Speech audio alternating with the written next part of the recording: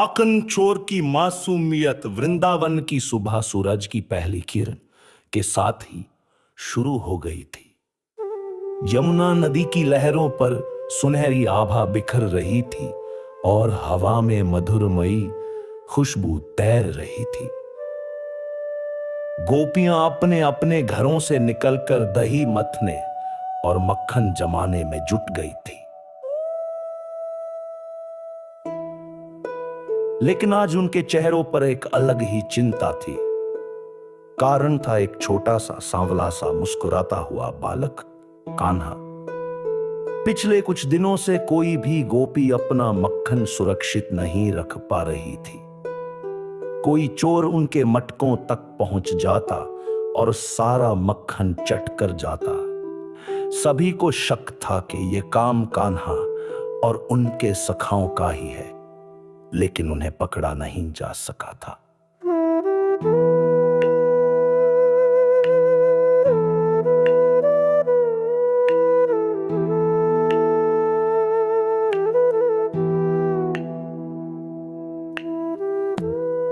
उधर नंद बाबा के आंगन में यशोदा मैया मटके में से मक्खन निकाल रही थी। कान्हा एक कोने में खड़े अपनी बंसी पर धुनें निकाल रहे थे, लेकिन उनकी नजरें बार बार मटके पर जा टिकती। मैया, आज मक्खन कितना सुंदर लग रहा है, कान्हा ने मीठे स्वर में कहा। यशोदा मैया मुस्कुरा दी। हाँ बेटा, तुम्हारे लिए ही तो बनाया है, थोड़ी देर में तुम्हें खाने को दूंगी। पर कान्हा का मन तो अभी से ही मचल रहा था। उन्होंने एक योजना बनाई। जैसे ही यशोदा मैया किसी काम से अंदर गई, कान्हा ने चुपचाप एक छोटी सी स्टूल उठाई और मटके के पास रख दी। उनकी चंचल आंखों में एक विशेष चमक थी। वे स्टूल पर चढ़े और अपने छोटे से हाथ मटके में डालने की कोशिश करने लगे। तभी पीछे से एक आवाज आई, कान्हा, ये क्या कर रहे हो? कान्हा तुरंत पलटे। यशोदा मैया हाथों में हाथ डाले डांटते हुए चेहरे के साथ खड़ी थी।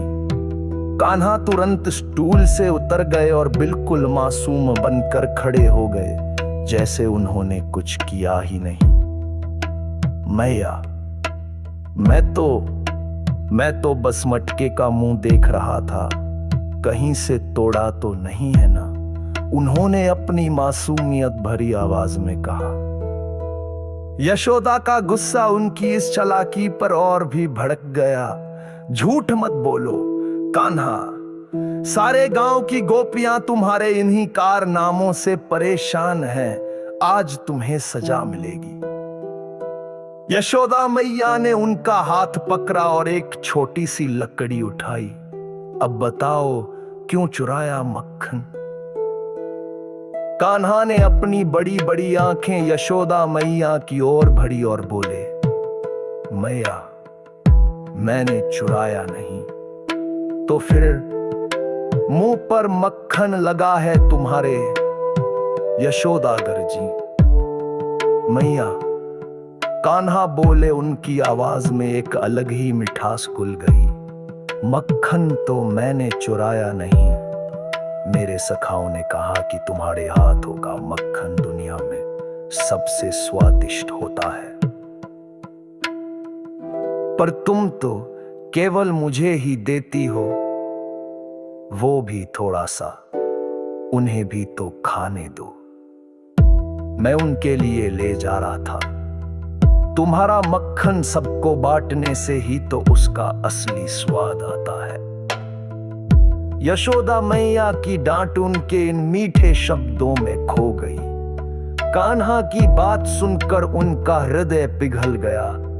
उन्होंने लकड़ी फेंक दी और कान्हा को अपने आंचल से लिपटा लिया।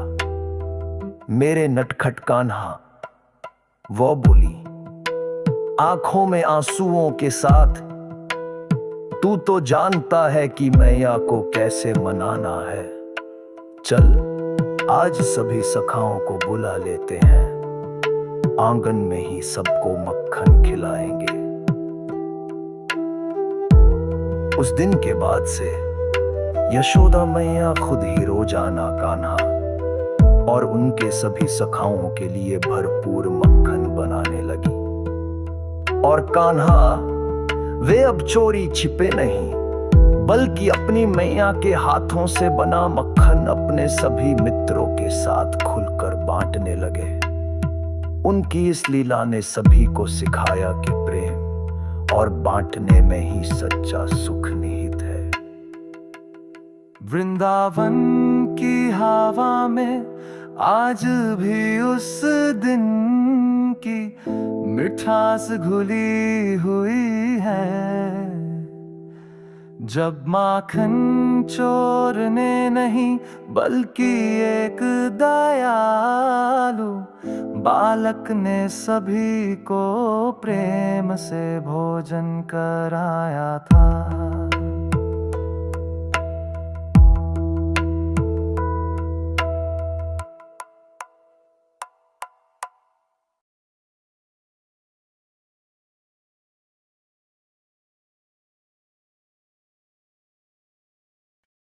जरूर यहां कृष्ण के बाल लीलाओं की एक मधुर कहानी है। माखन चोर की मासूमियत वृंदावन की सुबह सूरज की पहली किरण के साथ ही शुरू हो गई थी। यमुना नदी की लहरों पर सुनहरी आभा बिखर रही थी और हवा में मधुरमयी खुशबू तैर रही थी।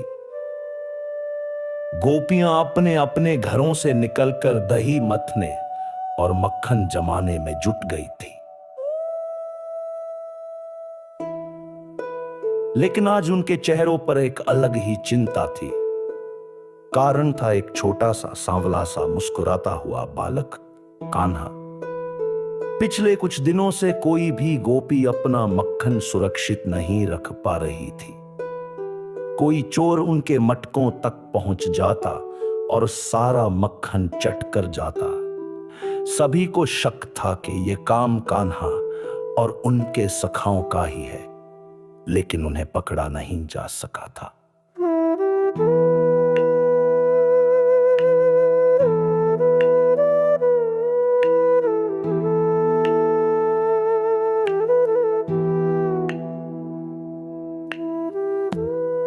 उधर नंद बाबा के आंगन में यशोदा मैया मटके में से मक्खन निकाल रही थी। कान्हा एक कोने में खड़े अपनी बंसी पर धुनें निकाल रहे थे, लेकिन उनकी नजरें बार बार मटके पर जा टिकती। मैया, आज मक्खन कितना सुंदर लग रहा है, कान्हा ने मीठे स्वर में कहा। यशोदा मैया मुस्कुरा दी। हाँ बेटा, तुम्हारे लिए ही तो बनाया है, थोड़ी देर में तुम्हें खाने को दूंगी। पर कान्हा का मन तो अभी से ही मचल रहा था। उन्होंने एक योजना बनाई। जैसे ही यशोदा मैया किसी काम से अंदर गई, कान्हा ने चुपचाप एक छोटी सी स्टूल उठाई और मटके के पास रख दी। उनकी चंचल आंखों में एक विशेष चमक थी। वे स्टूल पर चढ़े और अपने छोटे से हाथ मटके में डालने की कोशिश करने लगे।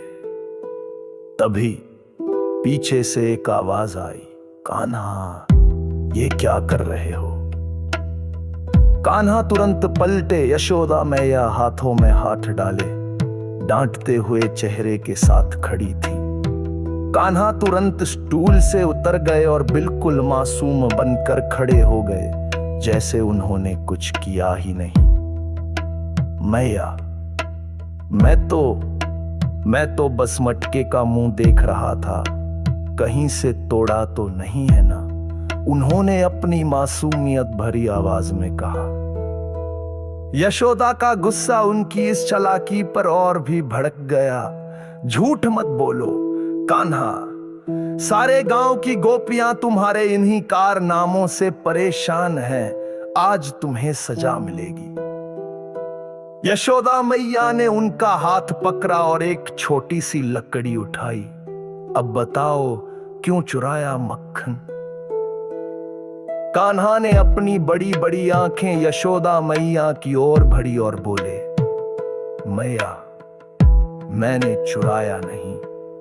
तो फिर मुंह पर मक्खन लगा है तुम्हारे यशोदागर जी। मैया, कान्हा बोले, उनकी आवाज में एक अलग ही मिठास घुल गई।